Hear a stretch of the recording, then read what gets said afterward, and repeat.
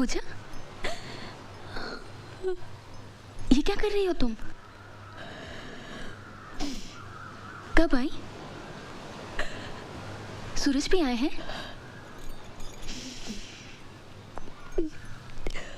साड़ी में तुम बहुत अच्छी लग रही हो। ठीक हो ना? मुझे प्रायश्चित करना है। मैंने जो आपके साथ किया उसका प्रायश्चित करना है। मुझसे अब सहा नहीं जाता। ये तुम क्या कह रही हो पूजा?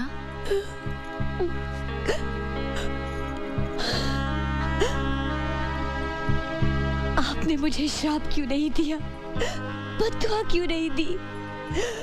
अपने दिल पे आपके आंसुओं का भार लेकर मैं नहीं जी पाऊंगी। तुमने ऐसा कुछ नहीं किया पूजा जिससे तुम्हारे दिल पर कोई भार हो। जोड़ियां तो भगवान के यहाँ बनती है। नहीं सुप्रिया जी, आपकी इस हालत की जिम्मेदार मैं हूँ, सिर्फ मैं। अपनी जिद पूरी करने के लिए मैं खुद अपनी परछाई से लड़ रही थी, ये अब मुझे पता चला है। कुछ भी न जानते हुए अब जब सूरज से मुझे एक पत्नी के तौर पे जाने लगे हैं, मुझे उनका प्यार मिलने लगा है, तो अब ऐसा लगता है कि मेरा उस प्यार पे कोई हक ही नहीं है, क्योंकि मैंने उसे जीना है। ऐसा महसूस होने लगा है कि मैंने कोई चोरी की है, कोई गुनाह किया है। अरे पगली, सूरज का प्यार मिल रहा है, तुझे तो खुश होना चाहिए। जिंदगी भर सुखी रहे, मेरी भगवान से यही प्रार्थना है, और रहेगी आखिरी सांस तक।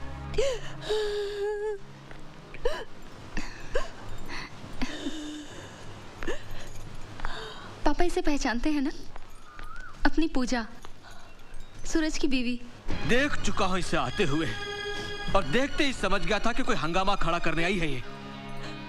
एक बार पहले भी इसके कदम पड़ चुके हैं यहाँ। उसका फल मैं और मेरी बेटी आज तक भुगत रहे हैं, आज तक। अरे इतना सब कर लेने के बाद भी तेरा मन नहीं भरा जो आज फिर यहाँ पर? पापा, ये क्या कह रहे हैं आप? पता है आप किससे बात कर रहे हैं? पता है, लेकिन क्या करूं? आग लगी है यहाँ, आग। बहुत सहा है मैंने, बहुत भुगता है, बहुत चुप रहा हूं मैं, लेकिन अब चुप नहीं रहूंगा। मैं तो उस दिन इस सूरज को बताने वाला था, लेकिन मेरी बेटी ने मेरे पांव पकड़ लिया और कहा कि ये बात किसी को पता नहीं लगनी चाहिए। पापा, देख देख देख मेरी बेटी की हालत देख। इससे पहले कि मैं आपे से बाहर हो जाऊं, चली जा यहाँ से। पापा, फिर यहाँ कभी मत आना। अपना मनहूस चेहरा यहाँ कभी मत दिखाना। क्या बात है पापा? नहीं, ऐसी तो कोई बात नहीं।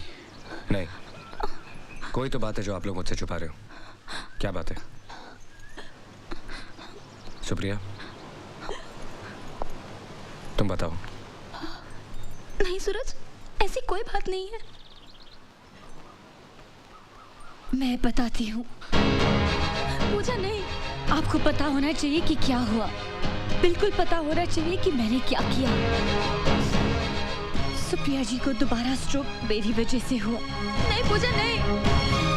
जो कुछ भी हुआ मेरी वजह से हुआ। मैंने इनसे कहा कि आपको इनसे प्यार नहीं, सिंपैथी है।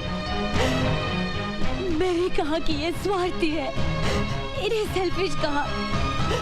इन्हें कहा कि ये अपने स्वार्थ के लिए आपकी जिंदगी बर्बाद कर रही है। मैंने इन्हें अपाहिज कहा, अपंग कहा, और कहा कि वो कभी आपको हैप्पी फैमिली मैरिड लाइफ नहीं दे सकती।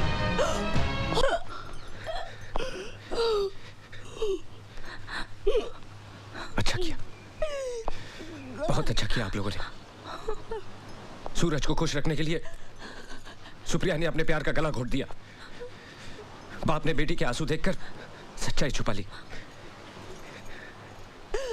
एक सूरज ही बेवकूफ निकला, नहीं समझ सका, कुछ नहीं समझ सका। सुप्रिया, इतनी बड़ी कुर्बानी देने की क्या जरूरत थी? मैं इस लायक नहीं हूं। एक बार, सिर्फ एक बार का होता।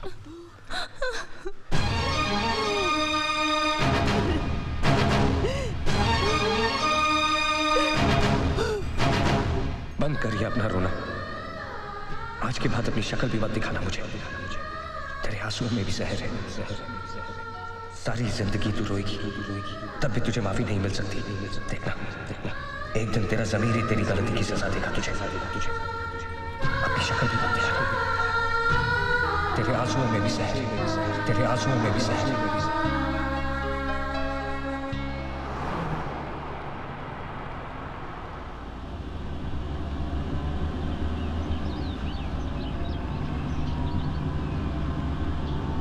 कहाँ जा रहे हैं हम? दिलदार, कहाँ जा रहे हैं हम? बस मंजिल आने वाली है। ये रास्ता उसके घर को जाता है ना? Stop the car. दिलदार, ऐसे स्टॉप द कार। देखो हुन गड्डी जिथे रुकनी है, गड्डी उथे ही रुकेगी।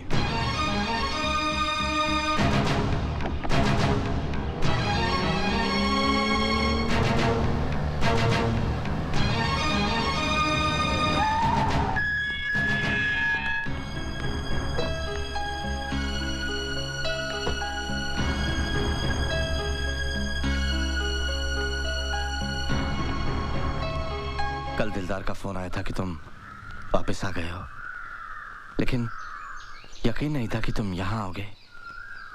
मैं बहुत खुश हूँ। आओ। दिलदार, गाड़ी निकालो। मुझे यहाँ किसी से नहीं मिलना। गाड़ी निकालो प्लीज। अगर गुस्सा ही निकालना है तो मुझ पर निकालो।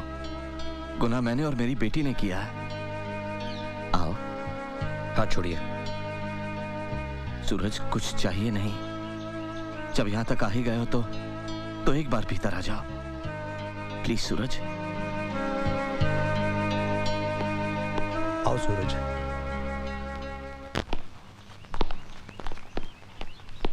सूरज आओ।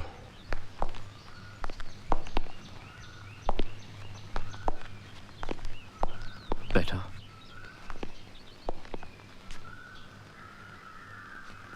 अगर आप अपनी बेटी को बुलाना चाह रहे हैं तो मत बुलाइए।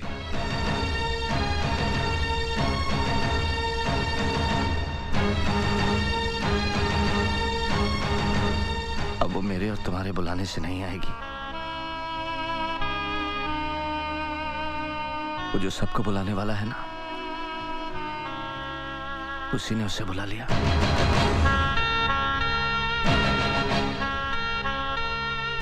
चार साल पहले दीपावली की रात हम सबको अकेला छोड़कर चली गई,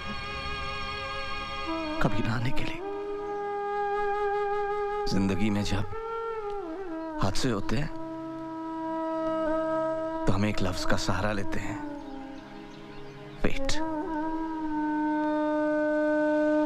जितने भी लोग मुझसे मिलने आए, सबने यही कहा कि ये होनी थी,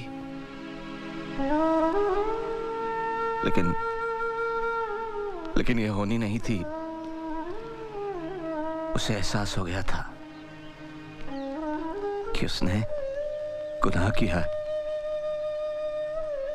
और उस गुनाह की सजा उसने खुद अपने आप को दी।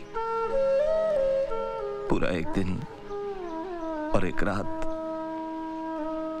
उसका ठंडा जिस्म अपनी गोद में लिए मैं इंतजार करता रहा, ये सोचकर कि तुम आओगे।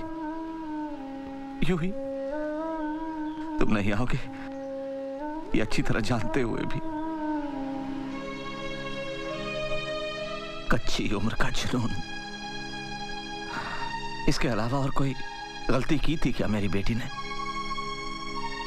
नहीं, मैं उसे जस्टिफाई नहीं कर रहा हूं, लेकिन तुम्हें ये सब पता होना चाहिए।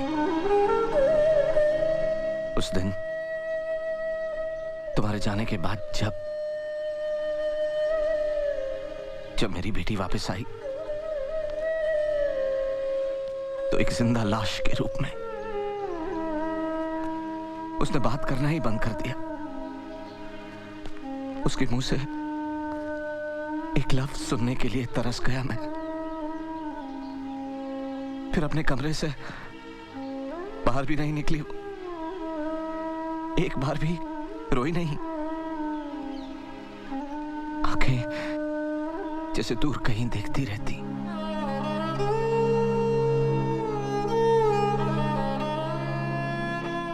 बहुत इलाज करवाया, बहुत इलाज करवाया,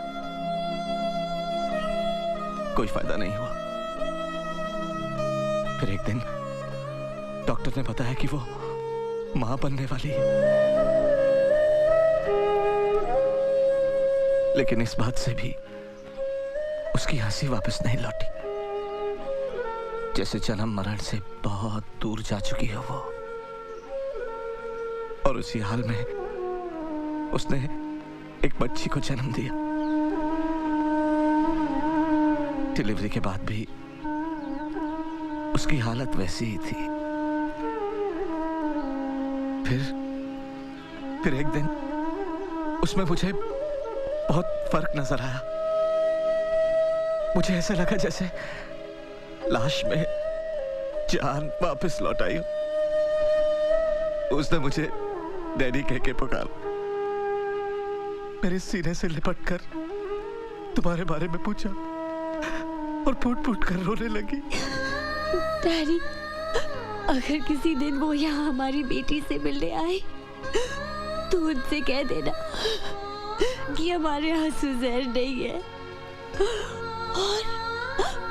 और उनसे ये भी कहिएगा कि वो हमें माफ कर दे। वो हमें माफ कर देंगे ना? क्यों नहीं करेंगे बेटा, मैं उसे समझाऊंगा। अब तुम सो जाओ, सो जाओ बेटा, सो जाओ।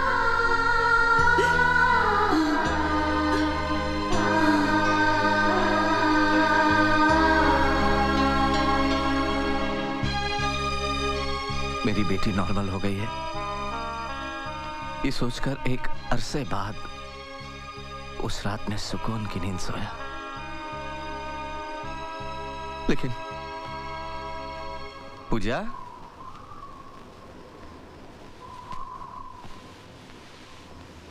पूजा बेटे, पूजा,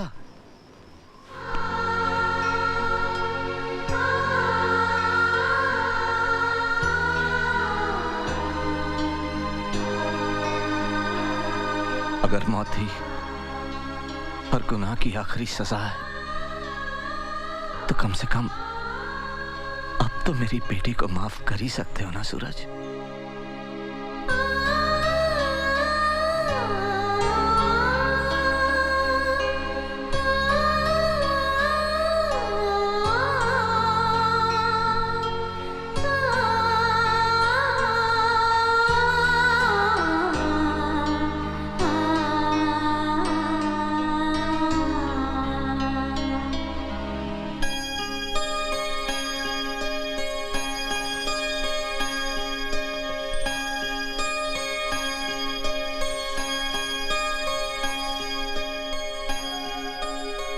मेरी बेटी का है।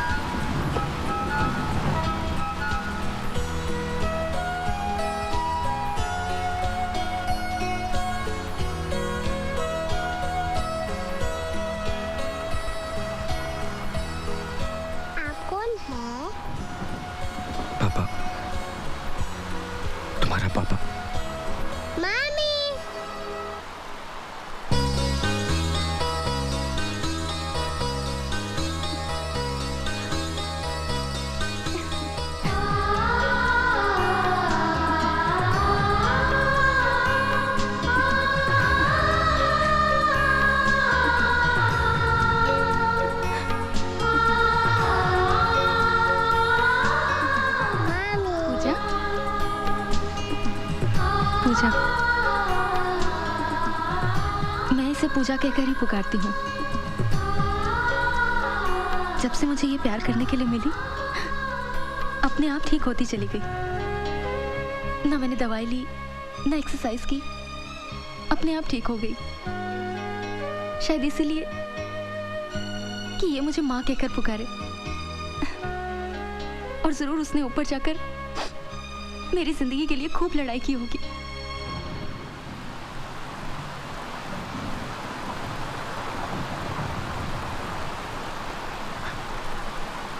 कुछ समझ में नहीं आ रहा। अब मैं रोऊं क्या हंसूं?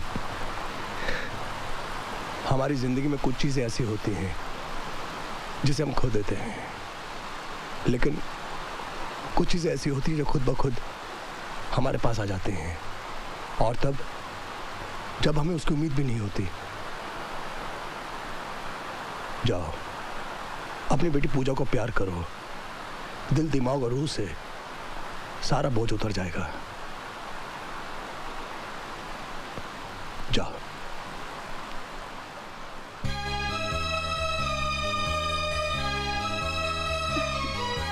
Ooh.